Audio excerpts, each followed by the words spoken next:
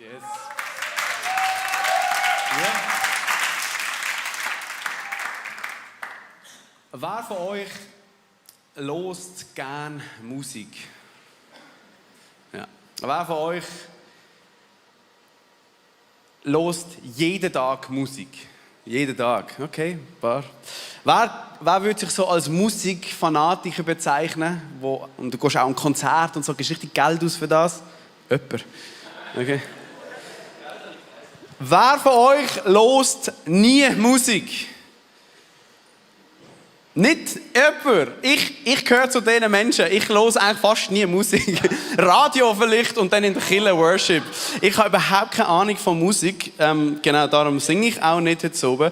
Heute schließen wir die Serie ab, Jesus in den Psalmen. Und wir haben in den letzten paar Wochen gehört und gelernt, dass Jesus sehr wahrscheinlich die Psalmen gesungen, gelesen, gebetet hat. Das ist die Playlist Songs, die Jesus geprägt haben.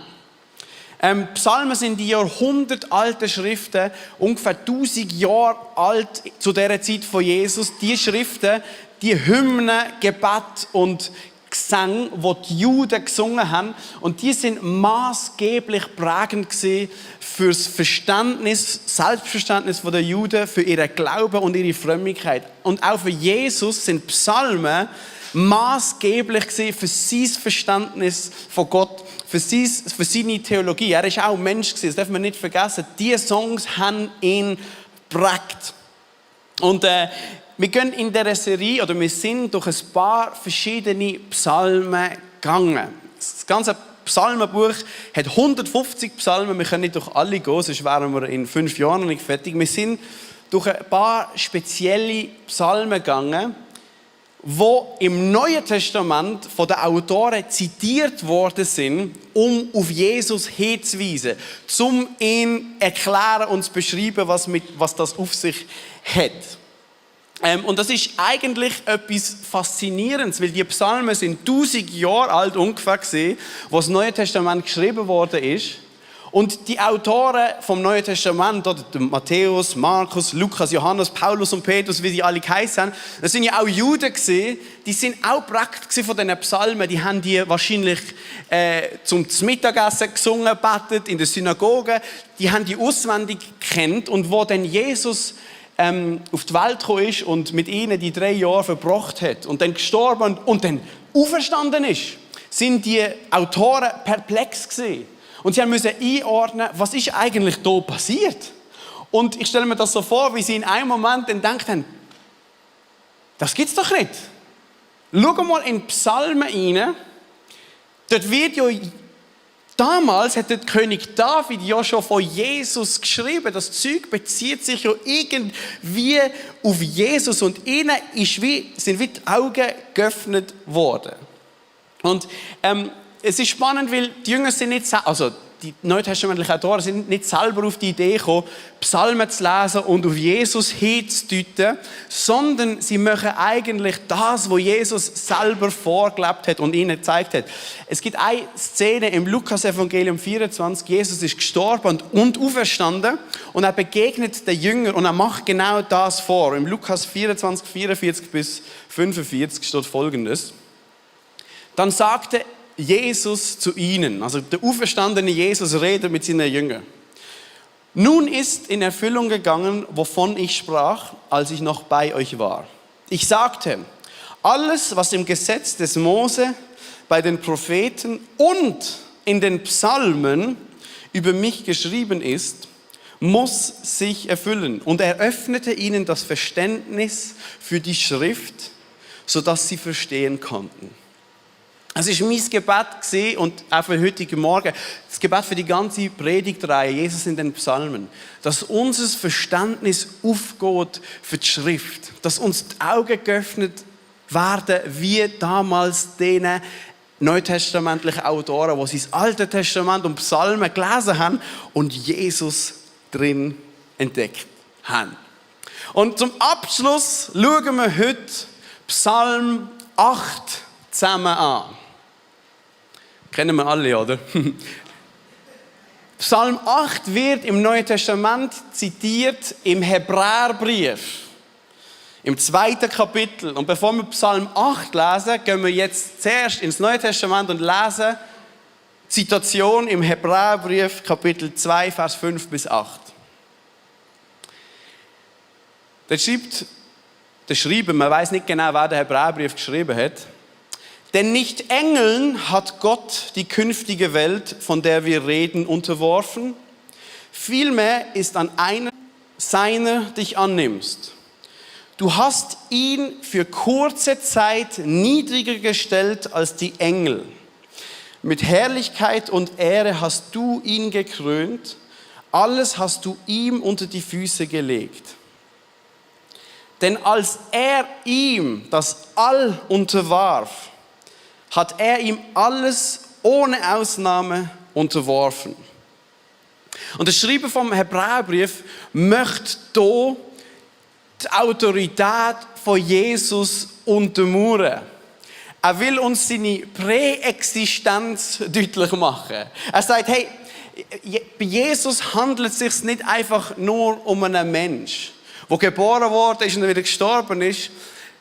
Bei dem Jesus handelt es sich um jemanden, der schon gesehen ist, bevor er gesehen ist. Bevor er Fleisch wurde, ist Fleisch und Blut, ist er schon existent gewesen. Und Gott hat dem Jesus jetzt alles unter die Füße gelegt und ihn als Herrscher gesetzt vom All, von allem, was existiert. Der Schreiber will uns spektakulär und auch siegt und stirbt, der Tod, oder? Und wird in Bethlehem geboren, ist ein bisschen rumlaufen und predigen. Und das haben wir gesehen und kennen wir und so. Aber ihr müsst verstehen, dass eine Zeit war von dem Jesus, wo er für kurze Zeit niedriger gestellt war als die Engel. Oder das will er uns deutlich machen. Es war für eine kurze Zeit nur, wo der Jesus auf seine Autorität verzichtet hat. Seine ungefähr 33 Jahre, wo er gelebt hat auf diesem Planet. Für kurze Zeit hat Gott ihn niedriger gestellt als die Engel. Und jetzt wird es vielleicht ein bisschen ungewöhnlich, oder? Wenn man das Wort Engel hört. Ja, Engel, wir haben vielleicht das Bild von dicke, kleine Babys mit goldigen Flügeln, oder? Wenn wir an Engel denken, aber das ist nicht das, was hier gemeint ist, sondern das ist die Rede von der Elohim. Das ist aus dem Hebräischen, das sind mächtige Himmelswesen in der unsichtbaren Welt. Und wir müssen verstehen, es gibt verschiedene Autoritäten im Weltbild vom Schreiber vom Hebräerbrief. Zuerst ist Gott, der Höchste, dann kommen die Engel oder die Elohim und dann kommt der Mensch. Oder das ist die Autoritätskette. Gott, Engelswesen und dann der Mensch. Und was jetzt vielleicht ein bisschen missverständlich ist das Wort Elohim, wo da, wenn der Psalm 8, wir lesen gerade im Alten Testament, wird das Wort Elohim gebraucht und das kannst du mehrfach übersetzen. Elohim heißt eigentlich Gott. Gott. Aber genau genommen heisst es Götter, das ist Pluralform, Elohim. Elohim sind Götter, aber es kann auch Engelswesen heißen oder Engel. Und dort kommt die Unschärfe rein, du wirst dann gerade sehen, was ich meine. Das klingt jetzt vielleicht kompliziert, aber was wir müssen verstehen, ist Folgendes, was er sagt.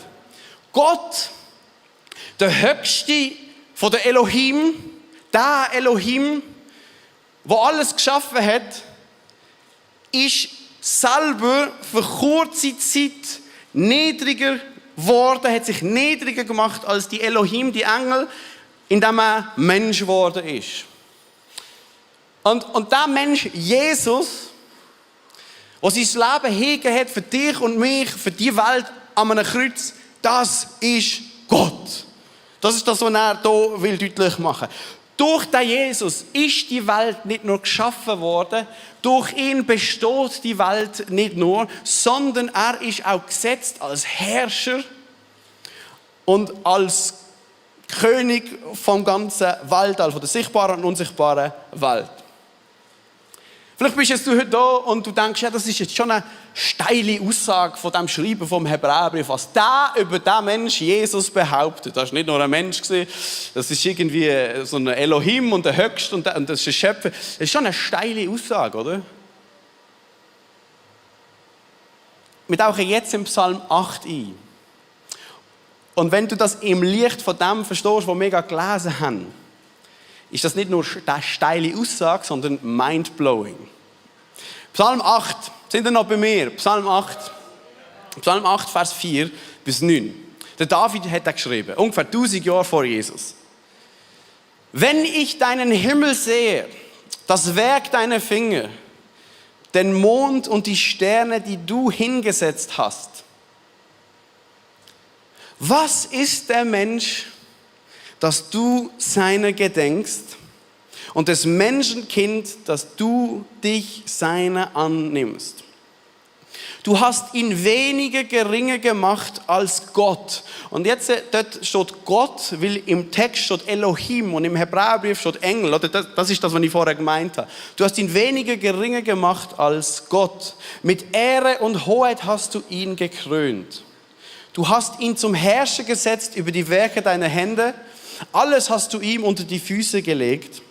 Schafe und Rinder, sie alle, dazu auch die Tiere des Feldes, die Vögel des Himmels und die Fische im Meer, was da die Pfade der Meere durchzieht.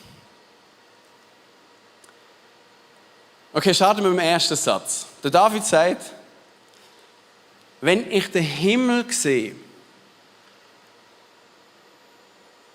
den Mond und Sterne, dann frage ich mich, was ist eigentlich der Mensch? Was ist der Mensch, dass du Gott überhaupt an ihn denkst? Dass du dich ihm annimmst? Was ist der Mensch?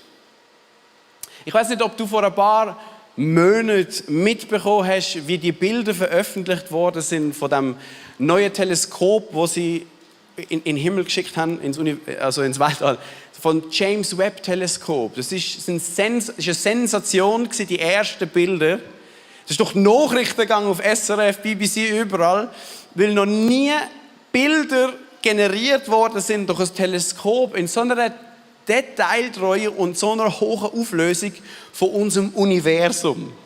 Und ich die Bilder sehe, wir schauen nachher ein paar zusammen an,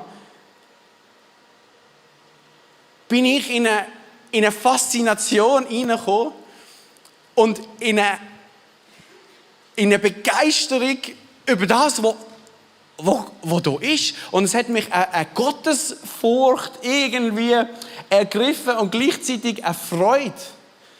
Und du siehst die Weite von dem Universum und die unglaubliche Größe von dem Ganzen. Und Gott kennt mich. Und die Frage von David macht für mich komplett Sinn. Wenn ich den Himmel anschaue und Sterne und den Mond, natürlich hätte David nicht die gleichen astronomischen Kenntnisse gehabt wie wir heute, oder? Aber das langt. Er muss nicht ins Teleskop hineinschauen. Du kannst einfach in der Nacht raufschauen, oder? Was ist der Mensch überhaupt im Vergleich zu dem, was da ist, dass du an ihn denkst?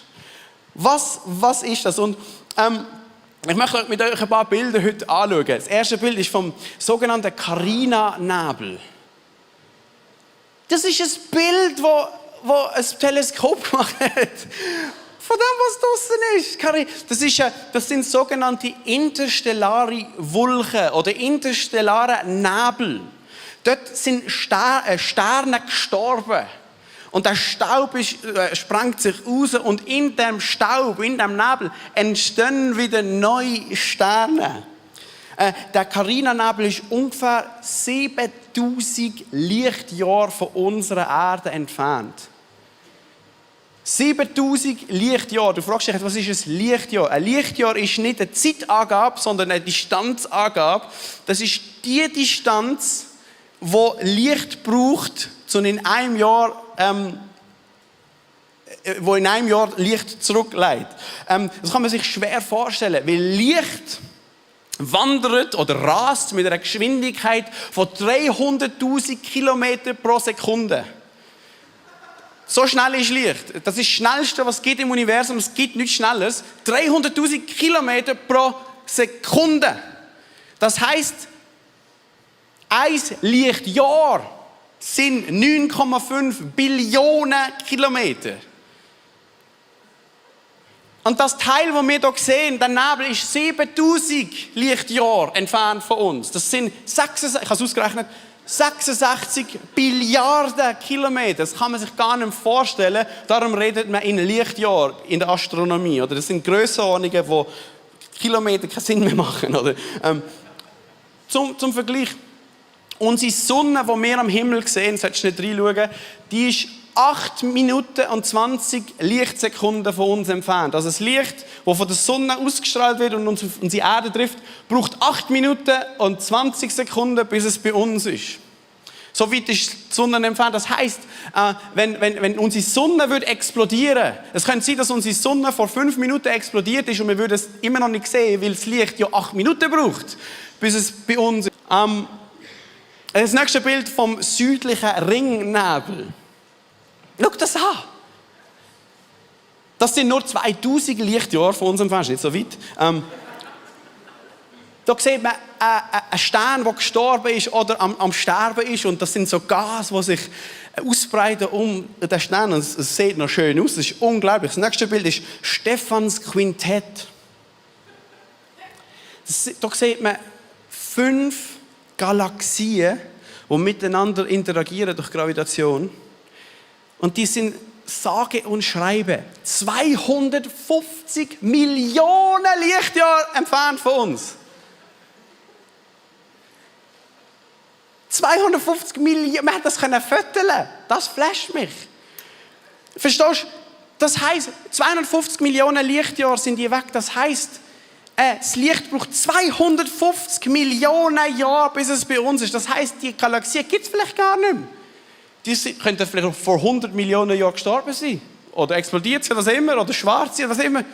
Wir wissen das nicht einmal. Weil das Licht ja 250 Millionen Jahre braucht, bis es bei uns ist. Das sind 5 Galaxien. Du fragst dich, was ist eine Galaxie? Gute Frage. Eine Galaxie ist eine Ansammlung von Sternen. Wir sind in der Milky Way Galaxie. Wir sehen die nachher dann gerade. Aber eine Galaxie hat Milliarden, 100 Milliarden Sterne. Und unsere Sonne ist so ein Stern, oder? Und das sind mal 5 Galaxien. Das sind Grössenordnungen, die man sich gar nicht vorstellen kann. Darum habe ich euch ein Video mitgebracht, das das ein bisschen verdeutlicht.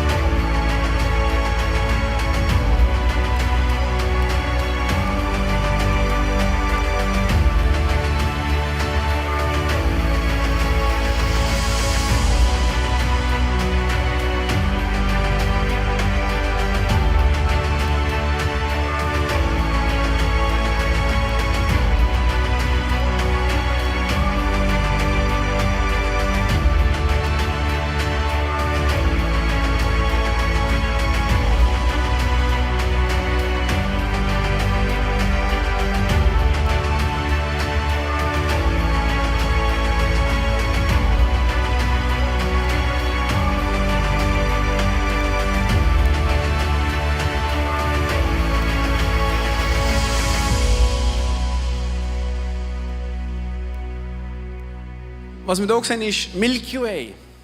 Dort sind wir drin. Das ist unsere Galaxie. Auf dem nächsten Bild siehst du ein gelbes Quadrat. Das ist unsere Position. Dort irgendwo sind wir drin. Und das gelbe Quadrat symbolisiert das, was wir mit dem bloßen Auge, wenn du jetzt an den Sternenhimmel schaust, siehst. So wie siehst du ungefähr. Man geht davon aus, dass in unserer Galaxie ungefähr 100 Milliarden Sonnen und Sterne sich befinden. Und wir sind da drin und rasen mit einer Geschwindigkeit von ungefähr 828 Kilometer pro Stunde dort rum. 800'000 Kilometer pro Stunde. Jetzt gerade im Moment. Rasen würde es uns 120 Millionen Jahre brauchen, von der einen Seite zur anderen anzukommen, weil die Galaxie so groß ist. Das sind Dimensionen, das ist noch gar nichts. Das ist nur eine Galaxie. Man sagt, dass unser Universum, das, was uns bekannt ist, ungefähr 2 Billionen Galaxien hat. Solche Dinge. Das, was wir sehen, oder meinen, oder ja, irgendwie wohnen. Es gibt mehr Sterne im Universum, als es Sandkörner auf der Welt gibt. Man schätzt, dass unser Universum und das uns bekannte Universum noch ungefähr 93 Milliarden, Entschuldigung, ich weiß gar nicht, ich muss es nachschauen, 93 Milliarden Lichtjahre breit ist. Und es kann gut sein, dass es noch viel mehr gibt als das. Es kann gut sein, dass vieles von dem, was noch ist, gar nicht uns sichtbar ist, weil das Universum sich vielleicht so schnell ausdehnt, dass das Licht nicht mehr zu uns kommt, weil es schneller sich ausdehnt, als das Licht hat. Und wir sehen gewisses gar nicht, weil es so weit weg ist. Egal. Ich habe noch ein Bild mitgebracht und das ist, und dann gehen wir zurück zur Theologie, gell? Jetzt ist es Astronomie, aber noch ein Bild und das flasht mir am meisten. Das Deep Field Image von der Galaxie-Cluster SMACS 0723. Genau. Das, was wir hier sehen, sind nicht Sterne. Das sind nicht Sterne. Außer der helle dort, wo so das Kreuz gibt, das ist ein Stern, der im Weg ist aus unserer Milky Way Galaxie. Aber das Zeug hinten dran, das sind Galaxien. Mit Milliarden, 100 Milliarden von Sternen. Und jetzt, wenn man reinzoomt, sieht man das vielleicht ein bisschen besser. Das sind so Kreisli, so Ringli. Seht ihr das? Und wir sind in einer Milky Way Galaxie, aber das sind alles Galaxien. Und was mich so fasziniert, seht ihr die krümmten, so krümmte Streifen, so rundum. Seht ihr, das sind so wie ein Ring bildet das. Das sind auch Galaxien, aber die sind nicht krümmt, die sehen nur krümmt aus, weil man nennt den Effekt Gravitational Lensing. Es ist, weil die hinter so massenreichen Objekten sind, wo so viel Masse und Gravitationskraft ist, dass sogar das Licht krümmt wird. Licht wird sogar reingezogen durch die Masse, die vorne dran ist. Das heisst eigentlich, die sind gerade und die gibt es auch nur einmal. Das ist wie doppelt dargestellt, weil es um die Linse herum dargestellt. Und man sagt, dass die Galaxien, die dort gekrümmt sind, 10 bis 11 Milliarden Lichtjahre weg sind. Das flasht mich einfach komplett. Du musst dir vorstellen, das Bild, wir schauen in die Vergangenheit. Das ist ja eine Bestandesaufnahme, nicht von der Gegenwart, sondern von etwas, das 10, 11 Milliarden Jahre her ist. Das gibt es vielleicht gar nicht mehr, weil das Licht so lange braucht, bis es bei uns ist. So. Das erfüllt mich mit einer Faszination und einer Ehrfurcht von der Größe von Gott. Wir können jetzt eine Predigt machen darüber, wie ist die Welt entstanden, oder? Wie ist das alles entstanden und so weiter. Das ist nicht das Thema von heute, aber oder? Das ist alles mal dort gewesen, vor 13 Milliarden Jahren, so 13,8 Milliarden Jahren, sagt man. Und es war alles zusammen gewesen, und dann hat es einen Knall gegeben und dann hat sich das so verbreitet und verstreut. Aber wieso hat es einen Knall gegeben? Das kann dann niemand beantworten. Und dann sagt man, ja, das war eine Energie. Ja, okay. Und das ist dann so explodiert, oder? Ich sage euch, ich brauche mehr Glauben, ich meine das mit vollem Ernst. Ich brauche mehr Glauben, um davon auszugehen, dass es keinen Gott gibt. Wenn ich die Bilder anschaue, brauche ich mehr Glauben, um davon auszugehen, oh, das ist alles aus dem Nichts entstanden und Zufall. Ich finde es viel wahrscheinlicher zum Glauben, dass es hier einen Schöpfer gibt, der sich etwas überlegt hat hinten dran. Schau, ich stand hier auf dieser Bühne, du hockst auf deinem Stuhl. Wieso? Du wirst angezogen durch Gravitation. Das, was du spürst an deinem Foto, ist Gravitationskraft. Niemand weiß, wieso es dir gibt. Wieso zieht sich Masse an? Ja, das ist einfach so. Das weiß niemand. Alles, das ist nicht... Entschuldigung, ich bin weg. Wenn ich nicht Pastor geworden wäre, wäre ich im Fall Physiker geworden. Ohne Witz, das ist mein Ding. Aber wir werden ja nicht einfach angezogen durch Gravitation, oder? Es ist ja nicht einfach... Wir vegetieren ja nicht einfach da, sondern da gibt es sogar Leben.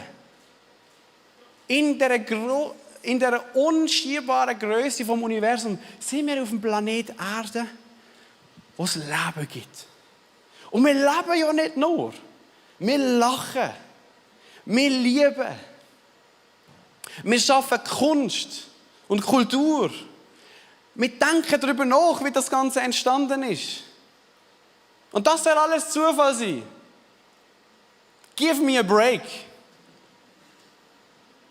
Ohne mich, da kann ich nicht mitgehen. Für mich ist es viel wahrscheinlicher, dass ein Schöpfer dahinter steht. Und jetzt zurück zur Theologie. Sind wir gerade gesehen, aber trotzdem noch tiefer. Ich verstand die Aussage von David immer mehr. Er sagt, was ist der Mensch? Wenn ich den Himmel, die Sterne und den Mond anschaue, was ist der Mensch überhaupt, dass du an ihn denkst? Dass du ihn annimmst? Im Anbetracht von der schieren Größe vom Universum ist die Frage berechtigt. Die Erde ist schon verschwindend klein. Du und ich sind schon verschwindend klein. Wer ist der Mensch? Das muss man sich fragen. Was hat der Mensch überhaupt für einen Wert? Wenn du die Größe anschaust vom Universum, dann musst du eigentlich sagen, ein Menschenleben hat keinen Wert. Das ist komplett vernachlässigbar. Das merkt niemand, wenn du weg bist oder da bist. Verstehst du? Das ist eine ehrlich richtige Frage. Was ist der Mensch überhaupt? Eigentlich müsste man sagen, wenn man die Größe vom Universum anschaut, der Mensch hat gar keinen Wert. Gar nicht. Und jetzt kommt aber Gott und sagt, nein. Er sagt doch der David, er hat den Mensch weniger gering gemacht als Gott. Der Mensch hat vor Gott eine zugesprochene Würde. Nicht, weil er bedeutend ist im Vergleich zum Universum, weil wenn du den Vergleich ziehst, hat er gar keine Bedeutung, sondern einfach, weil Gott ihm das zuspricht. Der Mensch hat eine unantastbare Menschenwürde. Und daraus leiten sich Menschenrechte ab, unsere Menschenrechte und all das Zeug, wo ein christlich-judäisches Erbe ist, Menschenrecht, Menschenwürde, ist komplett unlogisch, wenn du das einfach ohne Gott willst herleiten. Unmöglich. Vom Menschenrecht und Menschenwürde im Verhältnis zum Universum zu reden, wenn du nicht glaubst, dass es einen Gott gibt, der das alles gemacht hat und dem Mensch die Würde zuspricht. Was ist der Mensch? Und man könnte fragen, ab wann ist der Mensch ein Mensch? Oder wann ist der Mensch kein Mensch mehr? Das sind jetzt brisante ethisch-moralische Themen oder? In der ganzen Abtreibungsdebatte, die in Amerika jetzt am Laufen ist oder am Laufen war. Ich möchte heute nicht ein politisches Statement machen, ob das legal ist oder nicht, oder was man machen sollte. Das ist nicht mein Punkt. Aber rein jetzt theologisch und anthroposophisch gesehen, Wenn ich mich jetzt festlegen und meine Hand ins Feuer legen, ab wann ist der Mensch ein Mensch? Und ich vor dem Gott stand und muss eine Entscheidung treffen, ab wann ist ein Mensch, dann würde ich den Zeitpunkt relativ früh nach der Befruchtung setzen. Einfach, wenn ich mich festlegen muss, oder? Verstehst du? Weil da geht es um das, wo Gott heilig ist. Da geht es um den Mensch. Da geht es um die Wurst. Da geht es um das, was ihm am wichtigsten ist. Wann ist das Leben fertig? I don't know. Wann ist der Mensch kein Mensch mehr? Das ist eine schwierige Frage. Ich sage nicht, die Linie ist mega klar. Ich will mich nicht festlegen. Ich sage einfach, in Anbetracht von dem, was da steht, in der Ehrfurcht von der Heiligkeit von Gott, würde ich jetzt eher ein bisschen mich konservativer festlegen. Aber das ist einfach eine Klammerbemerkung, die ich machen musste heute. Es gibt aber noch einen anderen Grund, wieso der Mensch trotz der unglaublichen Größe vom Universum nicht vernachlässigbar ist. Und ich habe vorher gesagt, dass das Elohim Gott bedeutet, aber auch Götter oder eben Engelswesen. Oder? Und im Psalm 8 sagt er ja, was ist der Mensch? Du hast ihn weniger geringer gemacht als Gott. Und im Hebräerbrief steht aber, was ist der Mensch? Du hast ihn weniger geringer gemacht als der Engel. Und das heisst, der Schreiber vom Hebräerbrief sagt, dass der David nicht über den Mensch im Allgemeinen geredet hat, sondern über einen Mensch im Spezifischen. Nämlich, er hat über Jesus geredet in diesem Psalm. Was ist der Mensch, der Jesus-Mensch? Du hast ihn für kurze Zeit geringer gemacht als der Engel.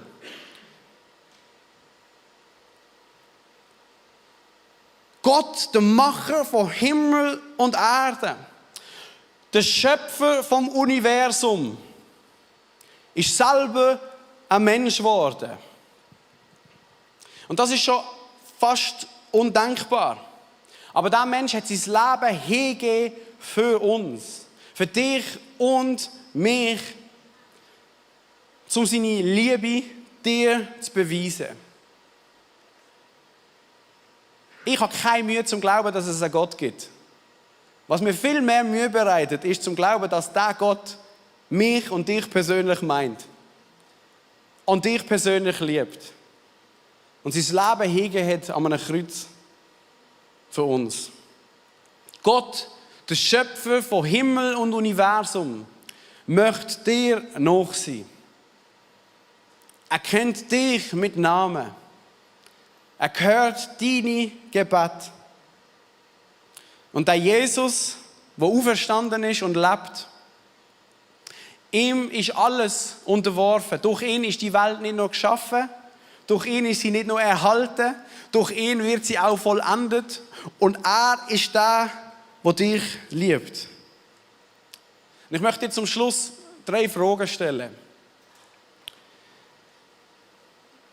die du persönlich kannst beantworten. Die erste Frage ist folgende. Kennst du den Jesus? Kennst du den Jesus? Vielleicht bist du da und du hast von ihm gehört, hast vielleicht von ihm gelesen, aber kennst du ihn persönlich? Kennst du den Jesus? Kennst du den Jesus, der Mensch geworden ist und sein Leben hingegeben hat für dich? Vielleicht bist du da und du merkst, du hast Jesus zu klein gedacht, für das, was er ist. Vielleicht kennst du ihn nicht in dieser Größe. Wenn du Jesus noch nicht kennst oder noch mehr willst kennenlernen, dann kannst du nachher beten, wenn wir zusammen beten. Jesus, ich möchte dich kennenlernen. Zeig du mir, wer du bist. Zeig mir, wer du bist. Die zweite Frage, die ich dir stellen möchte, ist folgende. Folgst du dem Jesus nach? Gott wird Mensch, kommt auf Augenhöhe, aber er dient uns noch, wäscht uns die Füße, gibt sein Leben hin am Kreuz für uns. Und der Größte von allen macht sich klein. und wird zum Dienen. Und die Frage ist, folgst du dem Weg von Jesus nach? Folgst du dieser Liebe nach? Sagst du, ja Jesus, ich kenne dich nicht nur, ich möchte dir auch nachfolgen. Das heisst, ich möchte so lieben und so dienen wie du. Und vielleicht bist du da und sagst, ja, also wirklich, also voll so wie die Liebe ist, folge ich Jesus nicht nach. Das tue ich nicht so umsetzen. Und da sind wir wahrscheinlich alle auf dem Weg. Aber du kannst heute beten, Jesus, zeig mir deine Liebe neu. Gott, zeig mir deine unglaubliche Liebe neu, dass ich der nachahmen kann, dass ich das nachleben kann und dir, Jesus, nachfolgen. Und die dritte Frage ist folgende, und das ist die Hauptfrage von dieser ganzen Serie. Und mit dieser Serie schließen wir die Serie ab. Mit dieser Frage schließen wir sie ab. Und das ist folgende Frage. Ist Jesus dein König? Wenn es etwas gibt, wo in den Psalmen über Jesus deutlich wird, ist, dass er der König ist. Er ist der, ihm ist alles unterworfen. Zu ihm führt alles, durch ihn ist nicht alles nur entstanden, zu ihm führt auch alles. Er ist der Chef, er ist der Herrscher, er ist das Alpha und Omega, er ist das Fundament. Und die Frage ist, die du dir stellen darfst, ist er dein König? Schau, er ist ein König, der kein Tyrann ist, weil er Liebe ist. Darum wird er sich dir nicht aufdrängen.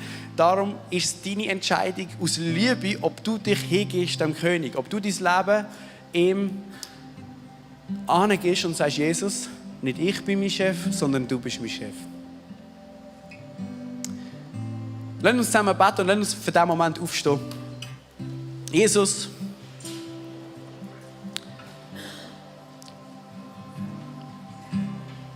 ich möchte dich besser kennenlernen. Vielleicht bist du da und du musst das Gebet beten.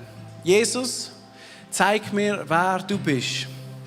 Wenn es dich gibt, Jesus, und du lebst und du auferstanden bist und du bist, was die Psalmen über dich sagen, was die neutestamentlichen Autoren über dich behaupten, wenn das alles stimmt, dann zeig du dich mir. Du darfst das beten. Jesus, zeig du dich mir. Jesus, ich möchte dich kennenlernen. Und Jesus, ich möchte dich nicht noch besser kennenlernen, ich möchte dir auch nachfolgen. Ich möchte dich nachahmen in meiner Liebe, in deiner Liebe und in meiner Liebe. Ich möchte so dienen und so lieben wie du. Danke, liebst du mich in meiner Unvollkommenheit trotzdem. Es geht nicht darum, dass ich liebe, damit ich geliebt werde von dir. Es geht nicht darum, dass ich diene, dass du mich liebst und alles richtig machst. Du liebst mich jetzt schon, aber ich möchte dir nachfolgen. Und Jesus, ich möchte, dass du mein König bist. Du darfst das beten heute vielleicht zum ersten Mal, musst du das festmachen oder nochmal neu. Jesus, du bist mein König. Sprich das aus über dein Leben. Jesus, ich gebe dir alles hin. Du bist mein König, du bist der König von meiner Familie, von meinem Haus. Und meine Legacy soll eine Legacy sein, die dich gross macht. Jesus, du bist der König. Amen. Amen. Amen. Ich habe ein Gebetsteam für dich parat, wo, wenn du etwas möchtest festmachen mit einem Gebetsteam oder du sonst ein Anliegen hast, darfst du dort links hinter den Vorhang gehen. Wir haben Leute, die gerne mit dir beten. Vielleicht merkst du, es knarzt noch mehr oder du verstehst etwas nicht oder im Verstand ist es vielleicht mitgegangen, aber im Herz nicht. Dann geh dort an und lass dir helfen. Genau. Lass uns singen, lass uns den Jesus gross machen, der grösser ist, als dass wir uns je vorstellen könnten. Amen.